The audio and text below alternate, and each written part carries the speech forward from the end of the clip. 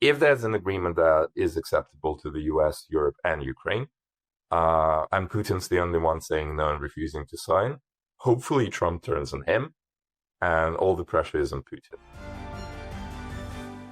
Hi, I'm Jo Crawford and welcome to Times Radio's Trump Report. Today I'm joined by Igor Novikov, former senior advisor to Zelensky, who oversaw US-Ukraine relations during the previous Donald Trump presidency.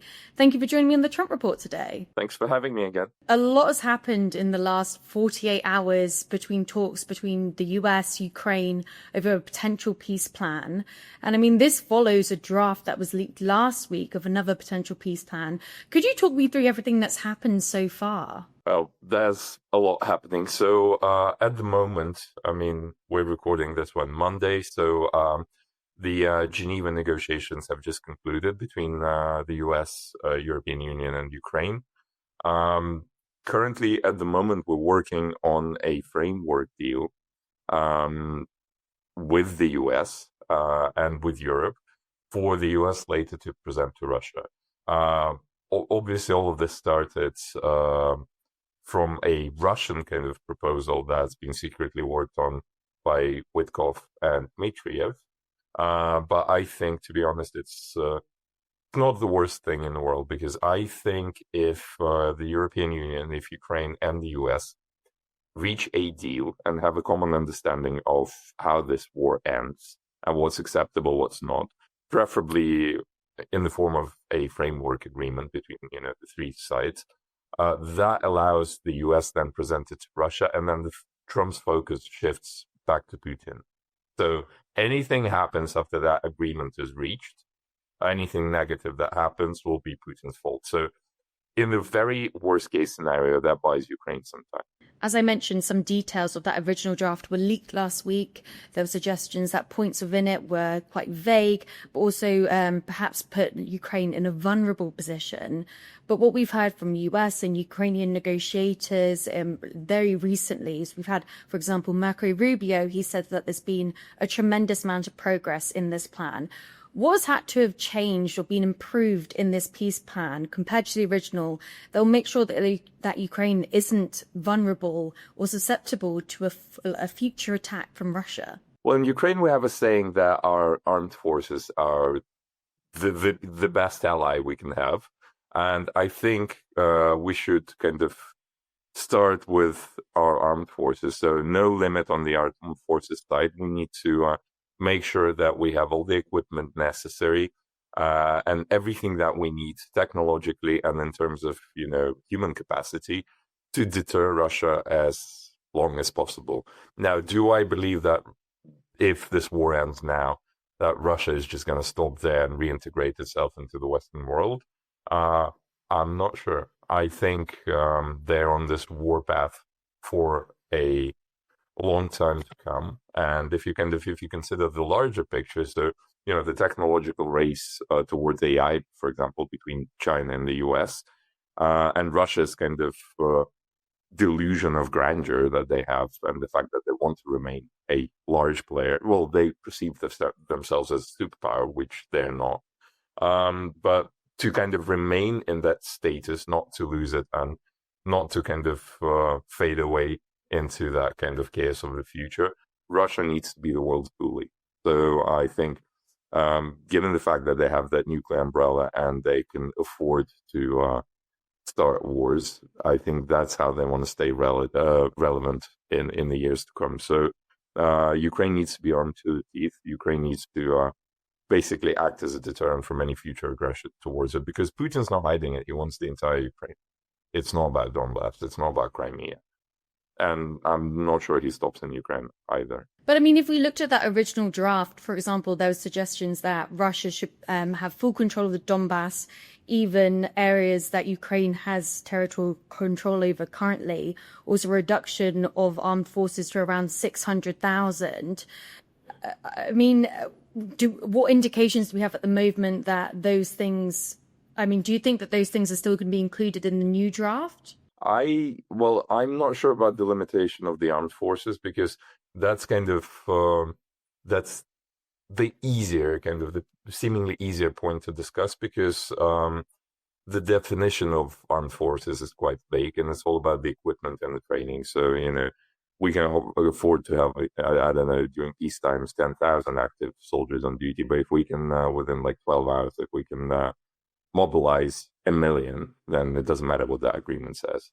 At the same time, withdrawing from any lands that have been paid for with Ukrainian blood will be incredibly difficult to explain to the Ukrainian general public and to the world at large.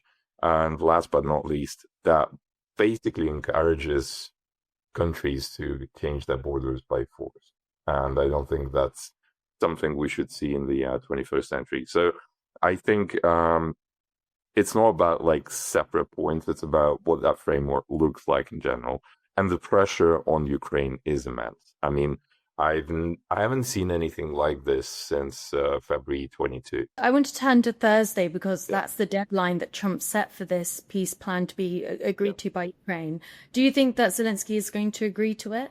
Well, I mean, both the Americans and the Ukrainians have mentioned a number of times that, that deadline is not set in stone, as long as there's progress in those negotiations. So I wouldn't necessarily kind of focus on any like single day. Rather than, I would say that there's a very high likelihood that once the negotiations are over, if there's a common ground there, we're going to see a Trump-Zelensky meeting at some point in the near future. If we don't see that meeting, and if there is no agreement on the table, that would be a major Russian win for whatever reason. Because, I mean, I do believe when Trump says that he's going to turn his back on Ukraine, that he will do it. And you were saying like this is the final chance, isn't it? Isn't it really the end for Ukraine? I don't think so. Because, I mean, the US is not a dictatorship. So there are other political forces, both within the Democratic Party and the Republican Party as well. So, and even within the MAGA movement recently. So I don't think it's the end, but it's definitely not going to make anyone's life easier.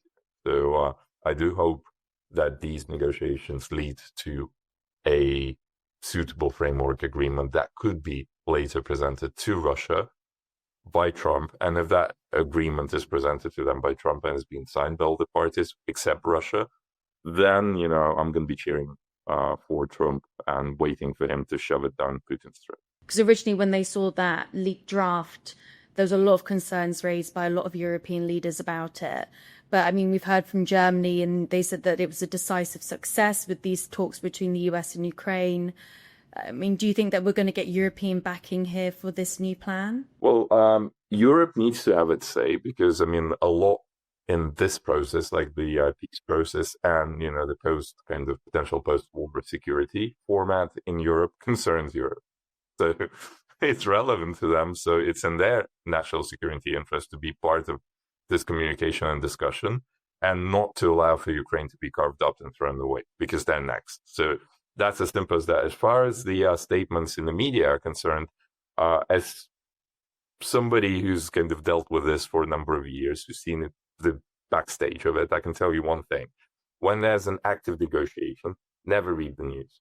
Never read the news because the news turns into an influence campaign. So we all leak something, we try and paint a picture to influence those negotiations from all sides. So what I would say is like focus on key factual points until this process is over, because otherwise, people are going to be playing off your emotions in these negotiations. I mean, based on your own personal experience, do you think that we're looking towards, there's positive signs ahead?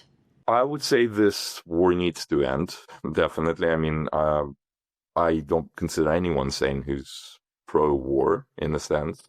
I think we need to be more realistic in terms of where everyone stands in this war. We need to consider the larger picture because I think most of the things happening in the world right now are within that China versus the US framework, and that's incredibly important. We have to remember that there's a new arms race. There's a technological race towards general artificial intelligence and potentially ASI. There's a quantum race as well. So a lot is happening, which basically scales down the importance of what we're used to, the international law and justice and everything. So everything's become secondary. And in that kind of pragmatic kind of heartless world, we need to remember that if we want to survive, if we want to be a part of that world, we need to be more realistic. We need to base our expectations off reality rather than off our emotions.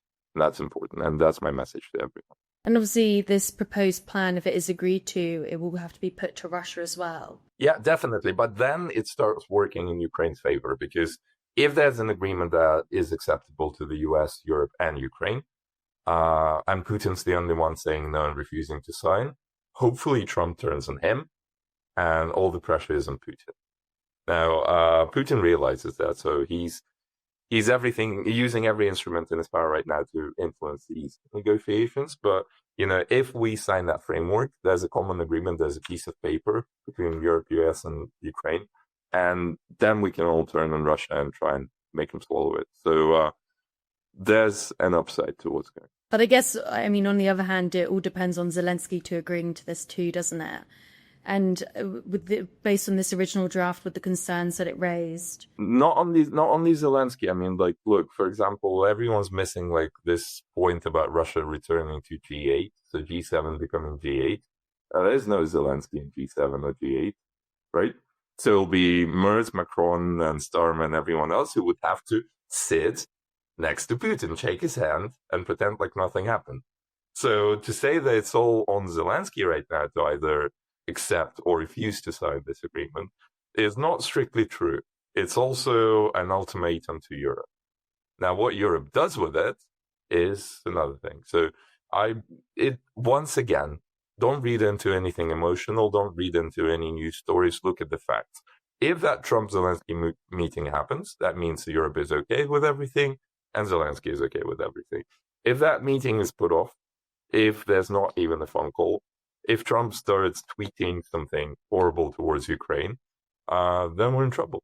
And I think we're going to have to face a very interesting scenario of the winter.